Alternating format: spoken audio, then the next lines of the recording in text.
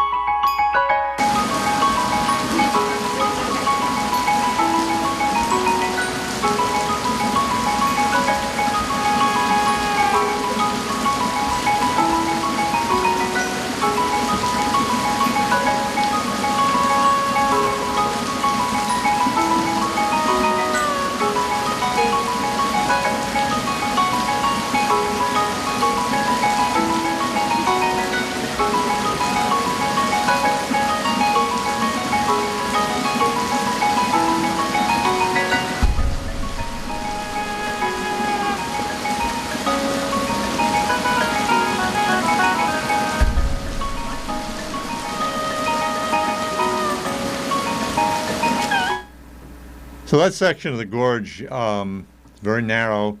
I've only got just a little bit of it in there. I'll be showing you more video and pictures and so forth at another time of that section of the gorge. But the light in there changes dramatically through the day, and even in a space of an hour, or if clouds come over and pass and then the sun comes out, it changes quite a lot.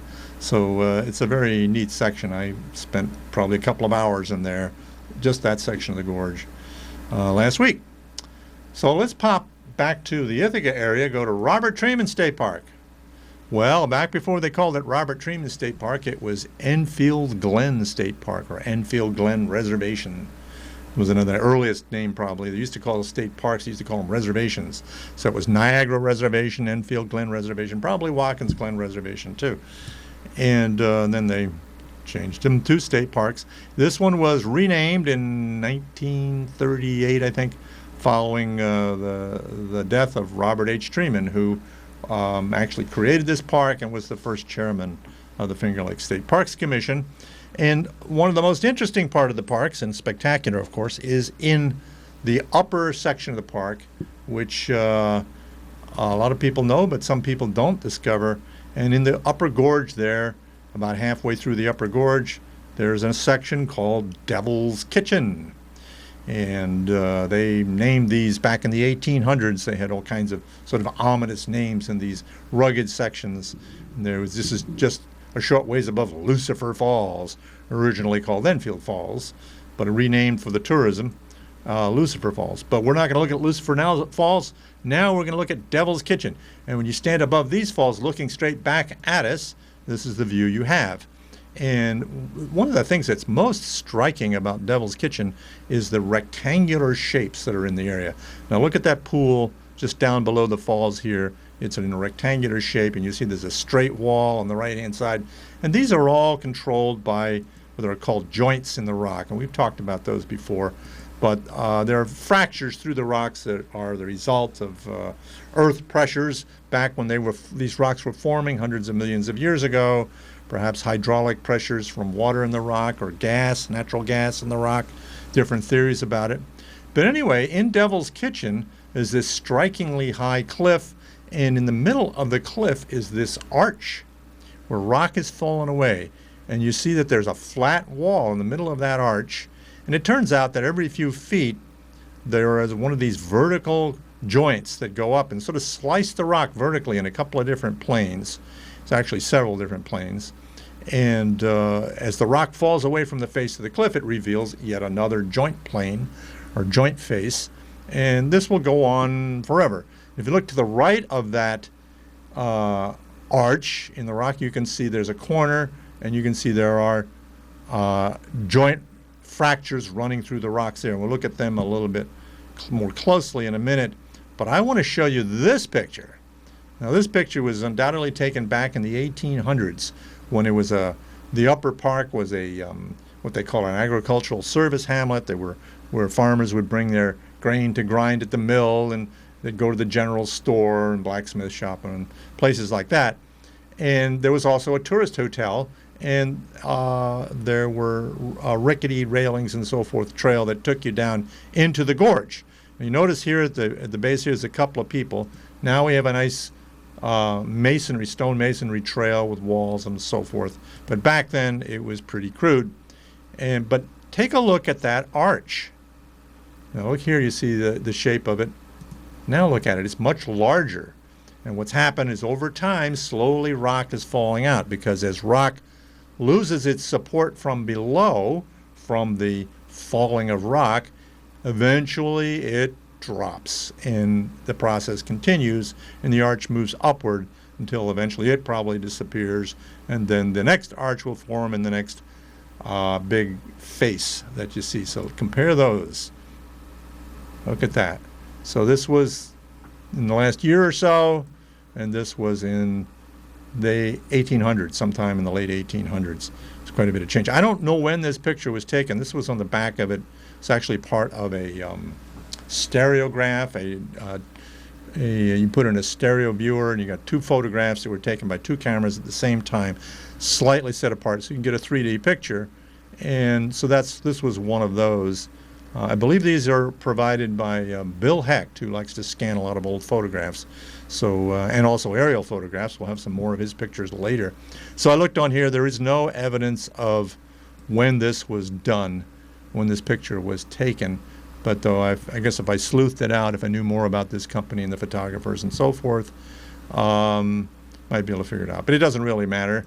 But let's take another look at the modern view of this face in the cliff. And look over to the right again. You can see that that cliff turns at a right angle to the big cliff, and there's big fractures in it. So let's go down there where those folks are and look up at that cliff, which is at the right angle. And up top there, you can see there's a separation going on.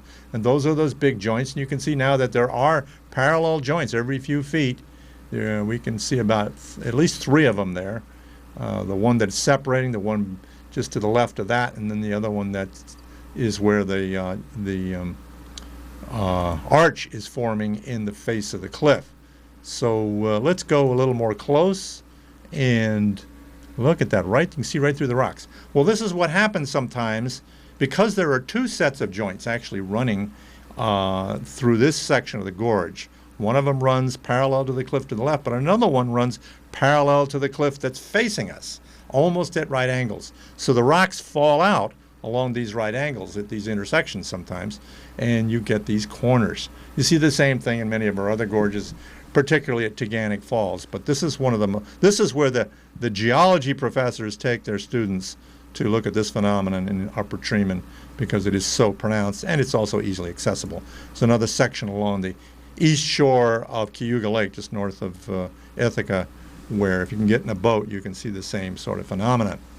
Let's go in a little more closely, and look how that's separating. So water has got, it's not that it's, I don't think that it's pulling away. It might be a little bit. I don't think the cliff is pulling away. I think what's happening is that water gets in there, and it freezes in the winter, and it starts to degrade the rock, and it crumbles away.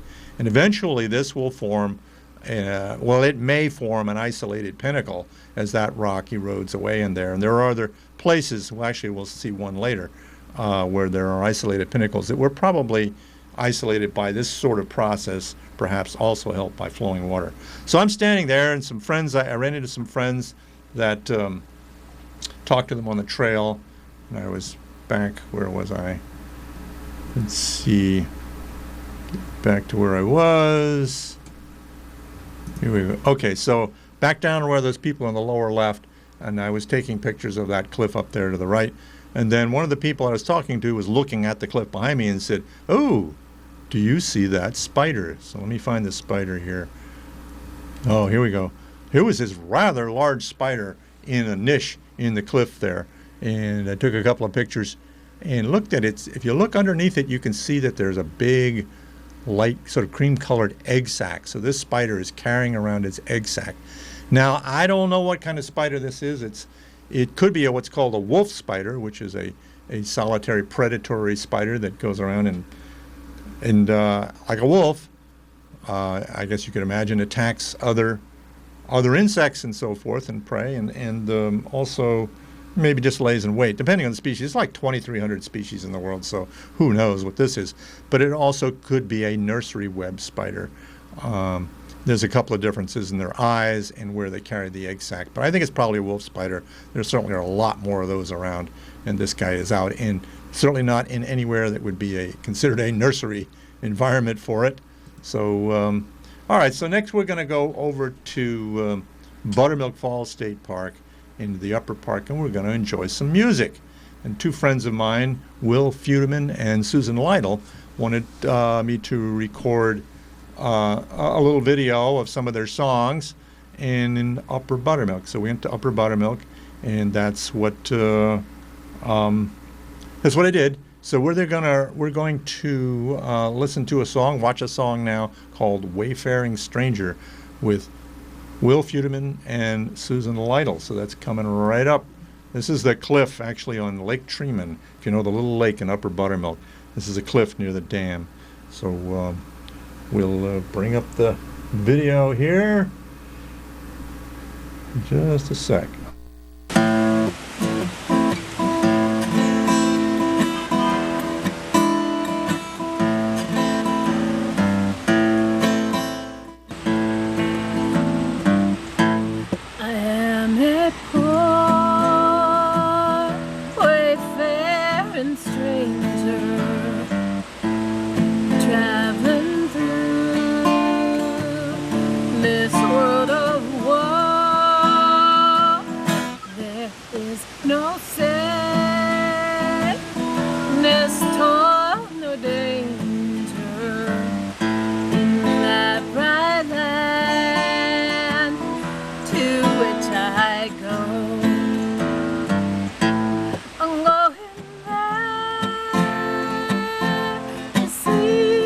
Father,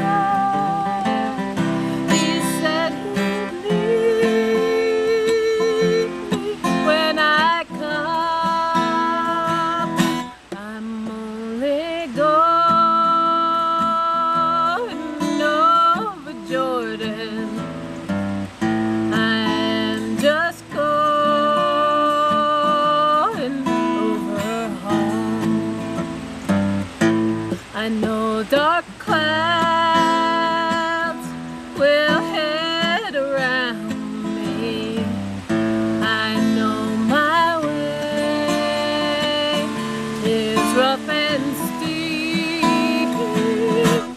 your beauteous fields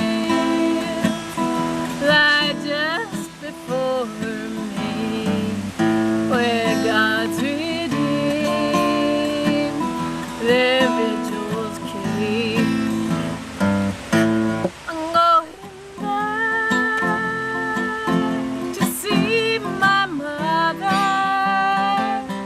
I'm going back, no more to roam. I'm only going over Jordan. I am just going over home.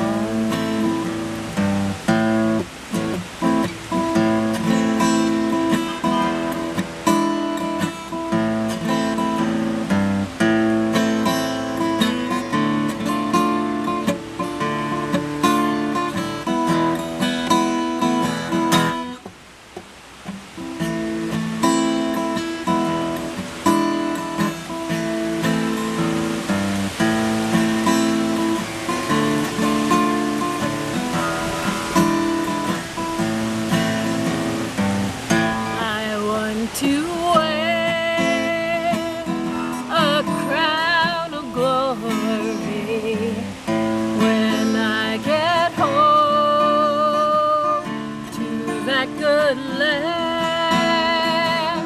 I want to shout salvation's story in concert with that blood-washed band. I'm going back to see my Savior, to sing His praise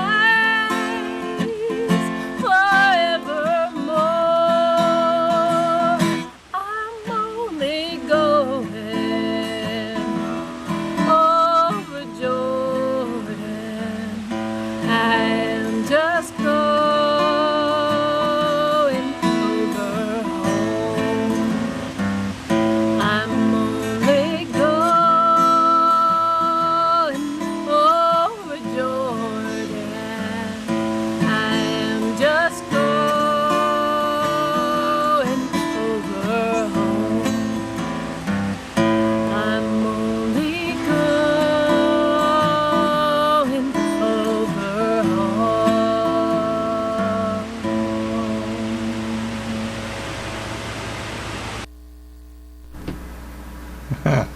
So that was pretty. So we're watching Walk in the Park, and weekly show on Pegasus, Ithaca, New York. And you want to see all our shows, go to our website, walkinpark.com. Well, I'm going to stay in Upper Buttermilk. That was up at the picnic area, the so-called Lake Tremont picnic area in the Upper Park. But now we're going to go in the gorge, but just by the beginning of the upper end of the gorge trail. You have to cross the road, West King Road it's called, and then you end down the trail. And I was talking to a couple of people that were standing at the trailhead there, and they pointed out the back of this road sign, which, forget what it says, it's probably something about the road crossing there. But anyway, look at what it says in the back of this sign. It's pretty funny. Property of the state of Ohio, up to $2,500 fine and 5 years imprisonment for damaging or removing this sign. So there you are warned. Do not damage that sign, or the Ohio State Police will come and get you. But actually, we're going to go down the gorge. I took this picture actually yesterday, sitting down by one of the waterfalls down there. And I just like to look up. I love to be encased by the rock ledges and cliffs and pools and what have you in the gorges. Because mostly around here, you don't get opportunities to be surrounded by the bones of the earth, the rock. And so I really enjoy that. So here's another spot as the gorge winds around. This is also controlled by those joints, by the way, so it tends to take a zigzag pattern. Now here's an interesting view, looking down between some cliffs and ledges and pinnacles and what have you. Here's another picture of it with a little different lighting. That's right above the waterfall in the upper left there. But look at the way the water winds around and underneath and undermines some of the rock there. We're going to go around the other side, just above the waterfall, but looking back into this scene, and here's what it looks like. And you notice there's a pool in there, and we're going to talk about that pool in a couple of minutes. But first, I want to show you another little video of a pinnacle that's right next to this rock. Remember we talked about pinnacles at Robert Treeman Forming? Well, here's one that's much more distinct. So let's take a look at the pinnacle.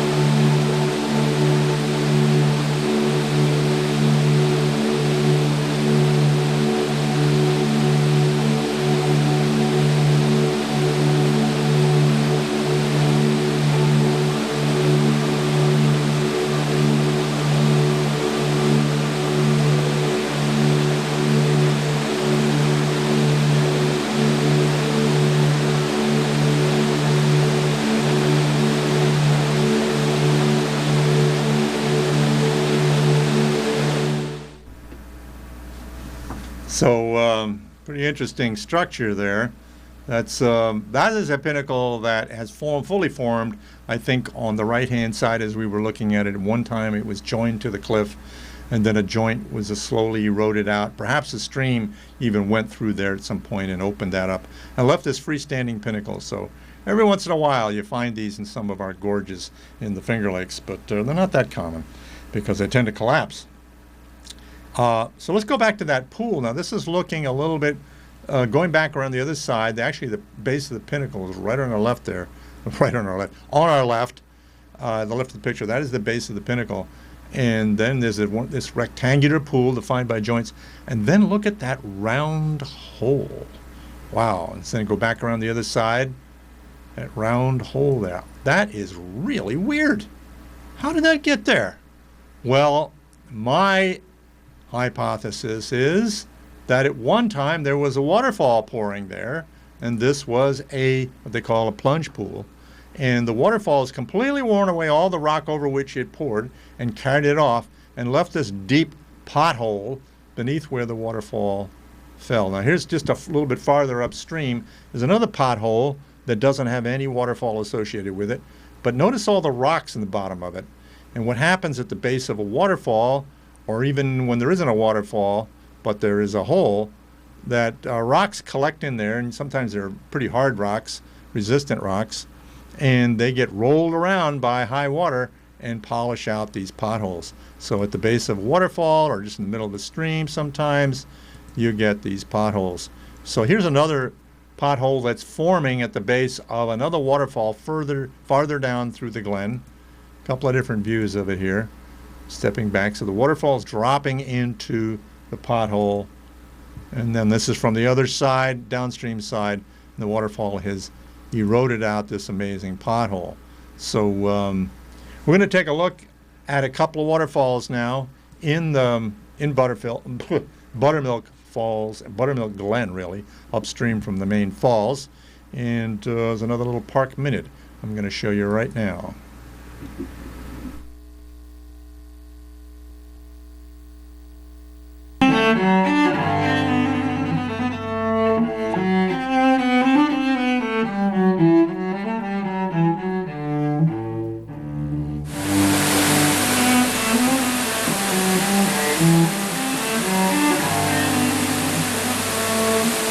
When most people think of waterfalls in Buttermilk Falls State Park, of course they think of the big waterfall after which the park is named.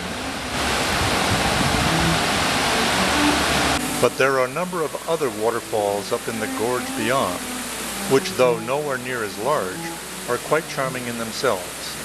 Here are two.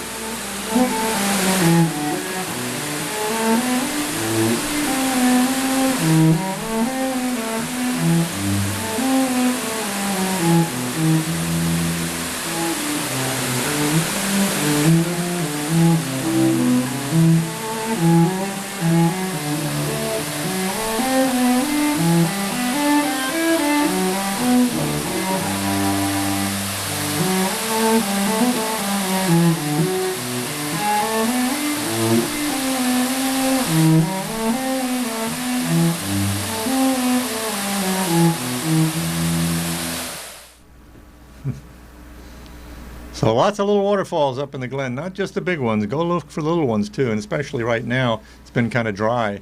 The big waterfall doesn't have much water on it, and so you might want to go up and take a look at some of the smaller ones, which are, you can see a lot of the detail of the polishing of the rock and some of these pools and what's in the bottom of them now that there's not a lot of water on it. So we're walk in the park, walkinpark.com. We're going to pop over now to this waterfall, Teganic Falls, right? No, that is not Teganic Falls. A friend sent me a photograph of this picture on a calendar. And at first glance, wow, it's Teganic in Trumansburg in Teganic Falls State Park. It is not. Here's Teganic Falls in the wintertime. Brace yourselves, folks. It's coming.